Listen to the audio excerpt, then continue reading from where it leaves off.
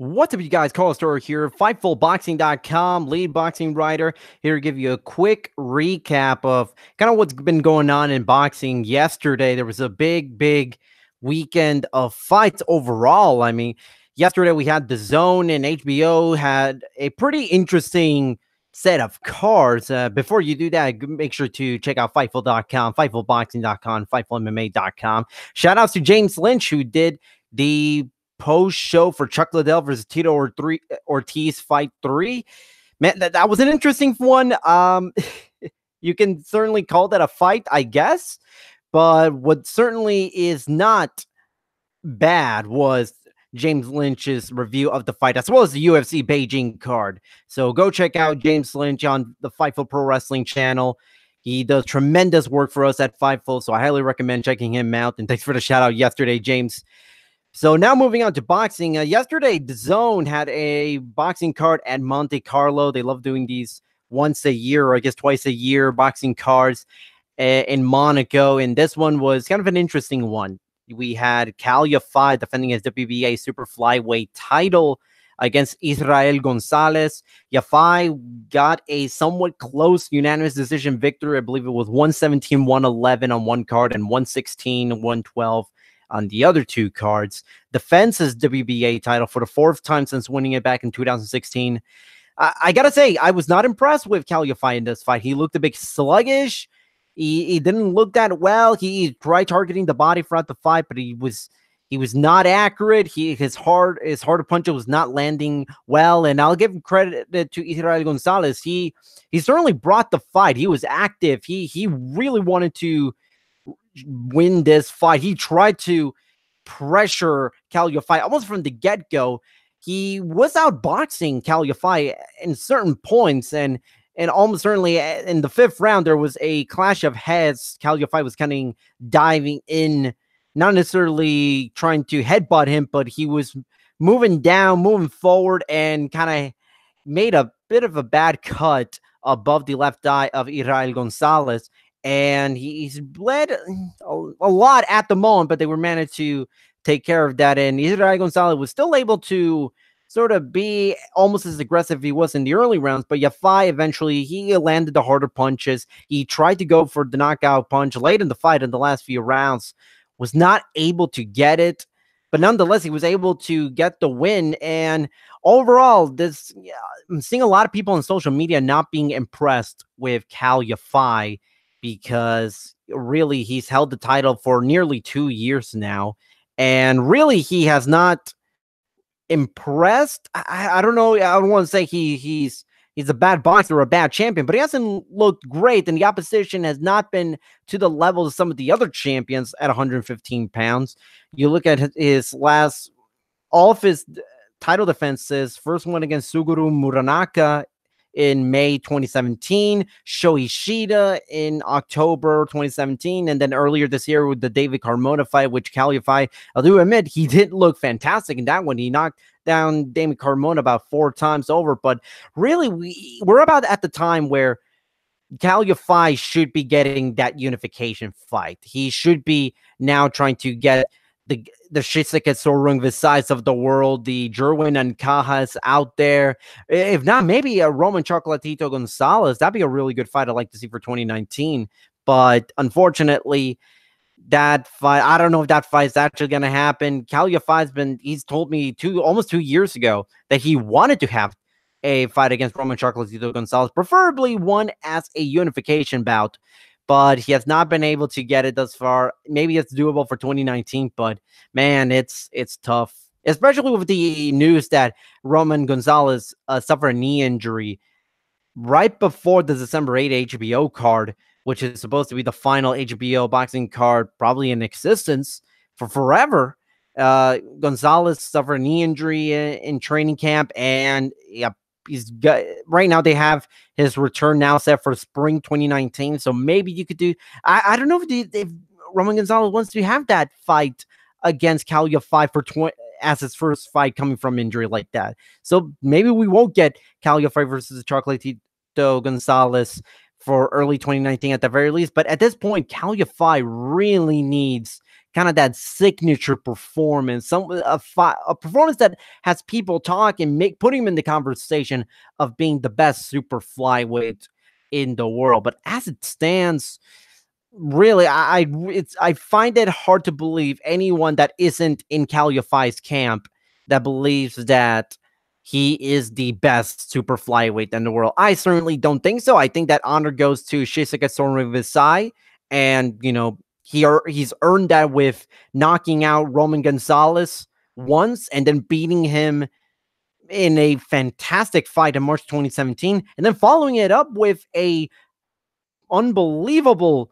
fight against Juan Francisco Estrada back in February. So I think Soren Visai is the best super flyweight in the world. But in Yafai, he's not that far off, but I would not put him on that same level with Stone Riverside. He needs to have a big 2019 in order to sort of get some momentum into these potential unification fights. And he's with DAZN. Eddie Hearn can make these unification fights possible. He's worked with Bob Arum before, so there's no reason to believe that they can't do a unification fight between Jerwin Ancajas and Cal Yafai for 2019. I really hope that happens, because maybe put that winner against Sorum aside, and you have a hell of a super flyweight fight, maybe arguably the best super flyweight fight that you can possibly ask for at this point in time. But that's not the only fight that took place on that DAZN card. You got the Denis Lebedev fight. He beat Mike Wilson by wide unanimous decision. He is sort of being this is very weird with Denis Lebedev. He's sort of being called the WBA cruiserweight champion, even though he is, but he isn't. The problem is Lebedev was previously the champion, but I believe he was named champion in recess by the WBA, which means he never really lost the title, but you can't really call him being stripped of the belt.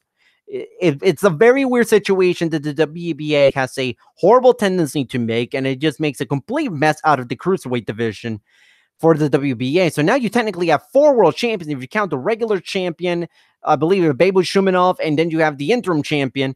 Really, it's a mess, but right now, the best case scenario for Denis Lebedev is to really just get the fight against Alexander Usyk, who is the undisputed champion and is the super champion for the WBA.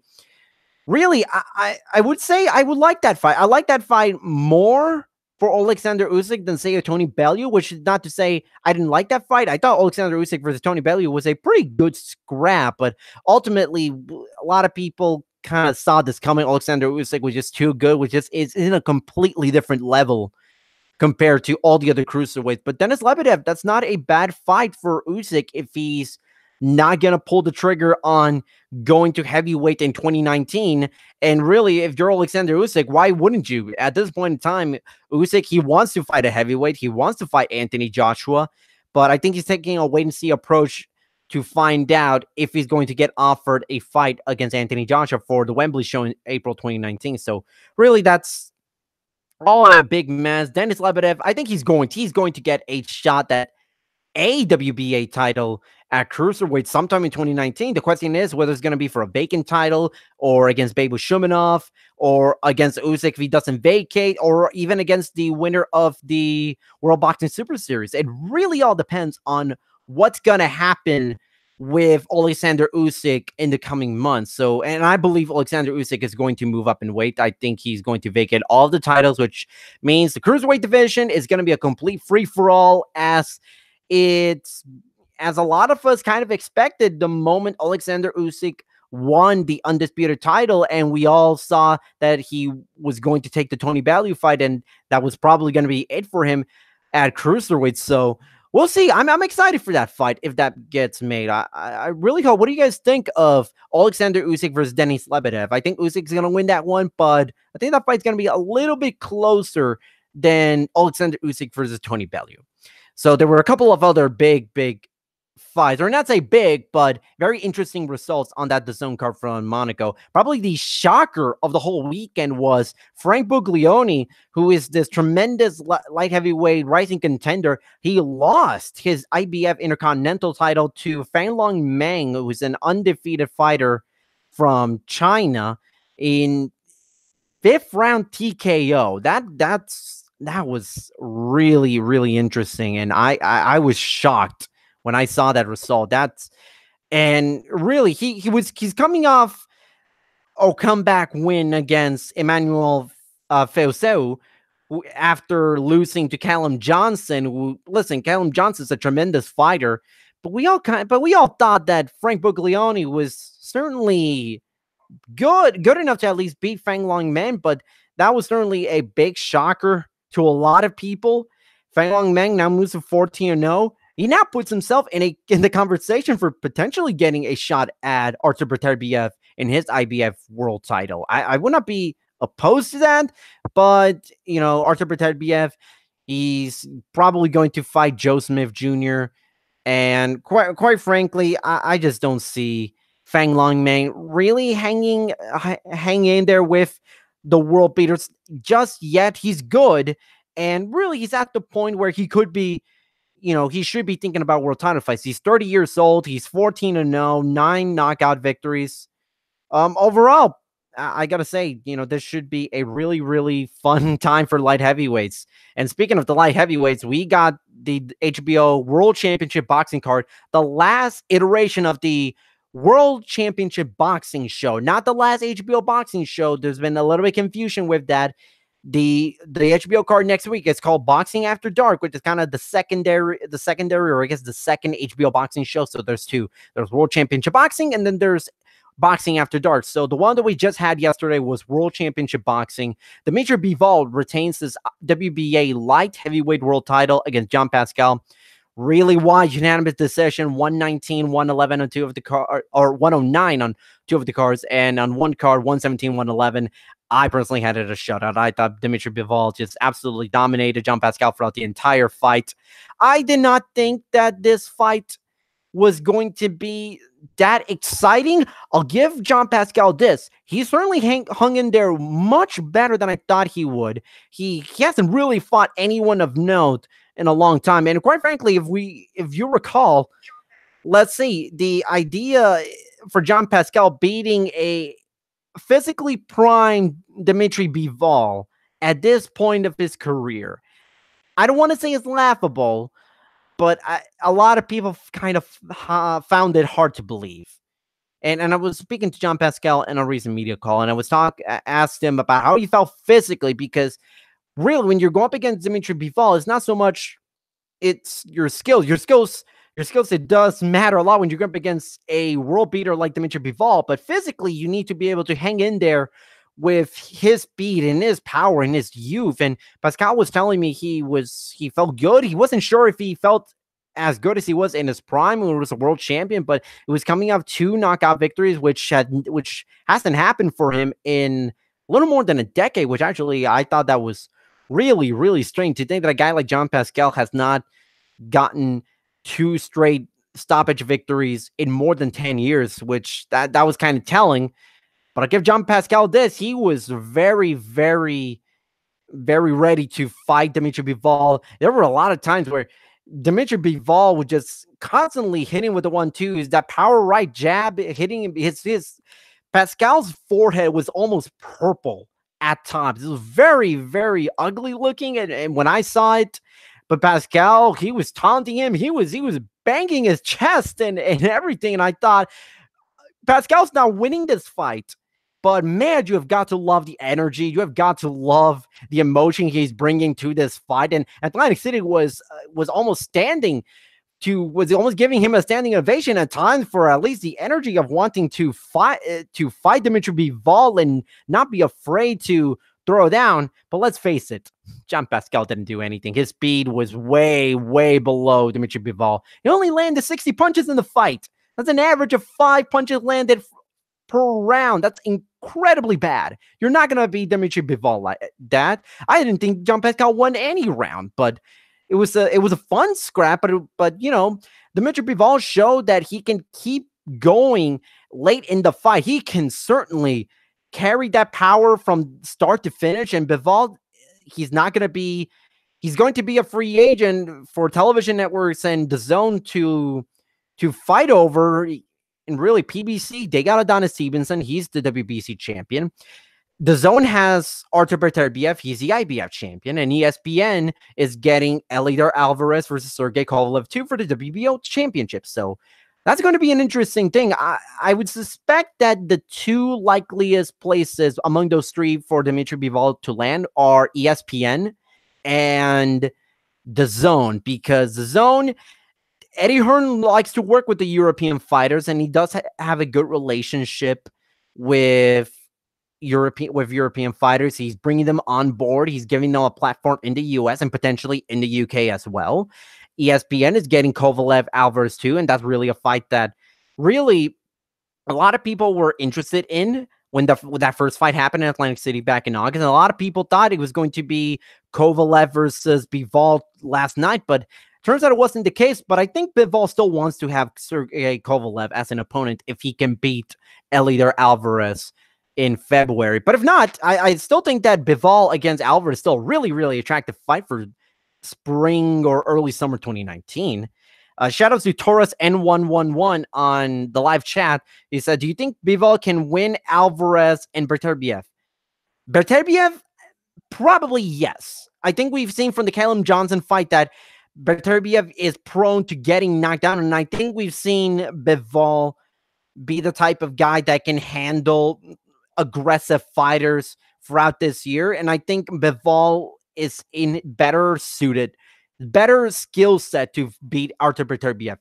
Eleider Alvarez, that's kind of a tough fight, because as much as I like to give a lot of credit to Dmitry Bivol, really he hasn't had that true signature win, unlike Eleider Alvarez, who's shown he can not only take Sergey Kovalev's best punches, but also bounce back and knock him out, or at the very least stop him. Because if you look at Bivol, his last 4 fights, or last 3 fights, I should say, he beat John Pascal, who was way past his prime. He beat Sullivan Barrera, who his only true notable fight was against Andre Ward, and he lost, although he did pick up a nice one against Joe Smith Jr., I believe, in 2017. And then before that was against Trent Broadhurst, whom no one really knew who he was, and Bivol knocked him out in the first round. So really, I feel more confident saying Eleider Alvarez could win that fight, but mainly because we've seen Alvarez get the bigger fights and win those bigger fights. Bivol, I think that's a 50-50 fight. I really think that that's a bit of a toss-up fight. That'd be a fantastic fight. Among the possible unification fights out there, I think Alvarez versus Bivol is the best one you can make at this moment. Or really, the winner of Kovalev Alvarez 2 versus Bivol is the best unification fight you can make. You can still make Adonis Stevenson if he beats Alexander Vostok next week for a unification fight in 2019, but really at this point, I don't know if Adonis Stevenson is, you can call him the best. He's been the longtime champion, the longest reigning light heavyweight champion out there, but we've seen him in this last fight against Badu Jack. It's not so much that Stevenson is not that good. It's just that there's been a power creep at 175, really ever since Kovalev lost to Andre Ward in 2016. We've seen the likes of Alvarez, Beterbiev, and Bivol really rise up to become the real stars at 175 pounds. So I don't know if Stevenson at 40 years old can really hang in there with those young guns. That'll still be a good fight, but I don't know if you can really confidently say Stevenson would win that fight. And I'm not sure if I really am excited for that fight. And hell, we could see Alexander Vostok beat Adonis Stevenson next week. That's an entirely possible scenario, and actually, to some people, probable scenario. So we'll see about that. That fight's going to be on Showtime. That's going to serve as if you want to call it prelims, sure, but it's a Showtime card that's going to lead into the Deontay Wilder versus Tyson Fury pay-per-view next Saturday. I'm going to be doing a live post show after that card, so make sure to tune in. The only other notable result from the 2 boxing cards from HBO and DAZN was the Murodjon Akhmadaliev. I'm pretty sure I butchered that name. I'm going to try that again. Murodjon Akhmadaliev And listen, I was watching the HBO card in Spanish, and within the first 2 rounds of his fight, I'm pretty sure they made like 4 different pronunciations for Akhmadaliev's last name. So that's not an easy name to pronounce. So I don't really fault the Spanish commentators and for not being able to get it right on the first time. He beat Isaac Zarate with a 9th-round TKO about midway for the 9th round to retain his WBA Intercontinental Super Bantamweight title. Akhmadaliev is now 5-0 as a pro. He's a bronze medalist from the 2016 Olympics. Really, really good fighter to watch. He's a fun boxer. He's good for television. He's young. He's really, you would think that the guy, a world rank like that, with the amateur pedigree that he has, you would think that he's kind of like a Lomachenko. He's late 20s, early 30s, maybe even mid 30s. He's only 24 years old, and he's already a world ranked fighter, and he's looked good. There are a couple of things that I didn't like. The fact that he easily took some strong shot from Zarate. At the very least, it showed that he can take a punch. I do like Akhmadaliev's jab. He loves to throw bombs. He's certainly a guy that will try to go for a knockout punch every single time. I forgot who said this on Twitter, but I do remember someone saying that Akhmadaliev is a guy that he may not make every single punch, but every single power punch, it looks like he's trying to take his opponent out on a stretcher, which at super bantamweight, you don't really see that all too often. The immediate name that comes to mind that would do something like that would be Isaac Dogbe, who's the WBO champion. I don't know if Akhmadaliev is ready for a world title shot next. I don't think so. The WBA champion, I believe, Danny Roman. I don't know if they're gonna make that fight for 2019, maybe in the summer. I think maybe with a few more fights, I think Akhmadaliev could be ready for a potential world title shot. He needs to tighten up his defense, needs to be able to finish off opponents quicker. I thought this fight, if Akhmadaliev really, really tried, he could have stopped this fight in the 4th, 5th, 6th round. Even his corner after the fight, during the fight, actually, they were telling him, listen, don't play with your food. Just hurry up and eat it. Don't let your opponents get a chance to make a comeback. And Zarate, God bless him. He really tried. He got some good shots in, but it was obvious from the start that Akhmadaliev was in a completely different level. He didn't throw as much as Zarate early on, but you could clearly tell from the start of the opening bell that Akhmadaliev was the stronger puncher, and it showed. He stopped him in midway for the 9th round. And we'll see. That's, he's a guy to watch out for. I like Akhmadaliev. I recommend anyone check him out. I think he's someone to watch out for as a bantamweight in 2019 and 2020. But right now, not ready for a world title shot, but he's not that far off, in my opinion. So let me know what you all think of these boxing results. Do you think Dimitri Bivol is the best at 175 pounds? What do you think of Kal Yafai against the likes of Jerwin Ancajas and Shiseiket Sorung Visai and Roman Chocolatito Gonzalez? You have Denis Lebedev winning against Alexander Usyk. Do you give Lebedev a chance to win this fight? Let me know what you think in the comment section down below. Carlos Toro of Fightfulboxing.com. We're out, and have a beautiful Sunday.